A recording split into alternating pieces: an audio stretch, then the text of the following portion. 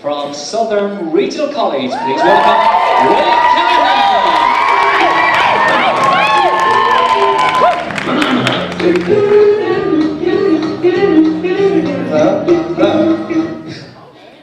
So, a horse walks into the bar. Barman says, "Why the long face?" The horse replies, "It's because my dad's in hospital." Another horse walks into the bar. The barman turns to the farmer and says, "Will you stop letting your horses on my bar, you culty prick?" A third and final horse walks into the bar, and the barman then comes to the realization he's never in his life left this bar. He is nothing more than a setup and a series of crude gags. He puts a gun to his head in an attempt to end the madness, and the flashies return to the bar. Has anyone here ever been to Amsterdam before? Yeah. Well, we found the stoners. The peelers were waiting for you on the way out. Now, I went there with my girlfriend, and we did everything but weed in strip clubs, and we went to an information desk to try and find a coffee shop. And we went to the guy, and we handed him the map, and he started circling places out. He goes, "Okay, this is where Ocean's 11 was filmed. This one's my favourite coffee shop. This one's the best coffee shop in Amsterdam," and then it takes a turn.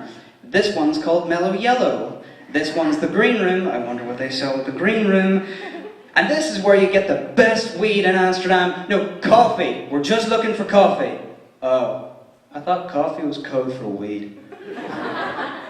And then later that night, we're sitting outside the bar outside our hotel, and it's really romantic. We're sitting looking at the canal, having a laugh, and then the polite pull up. Yes, apparently the police in Amsterdam are called the polite, which must be a nightmare for anyone involved in organised crime. "Relax, Tony, I'm only being polite. I knew you was a rat."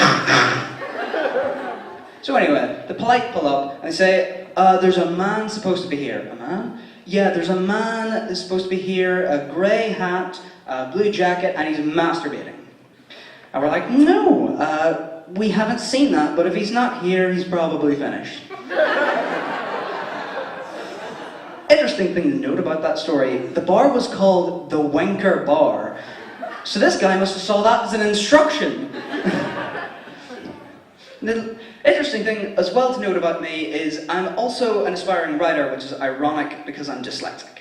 And people are very intolerant towards people who can't grammar good.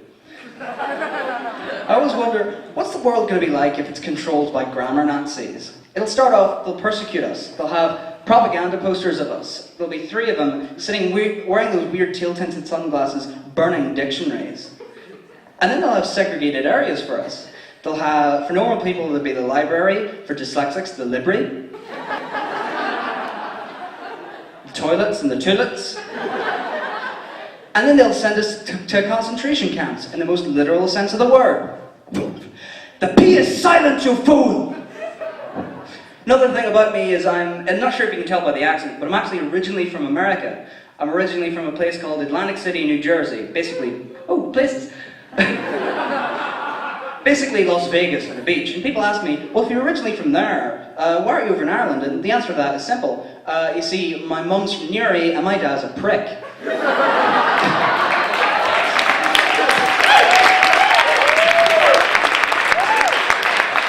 Yay, deadbeat dads. So people give me a lot of stick for coming from America. The first question this guy asked me whenever I told him I was American, it wasn't, "What's the weather like? How long were you over there?" It was, "Did you know America technically never won a war?" Interesting. You know, I technically don't give a shit.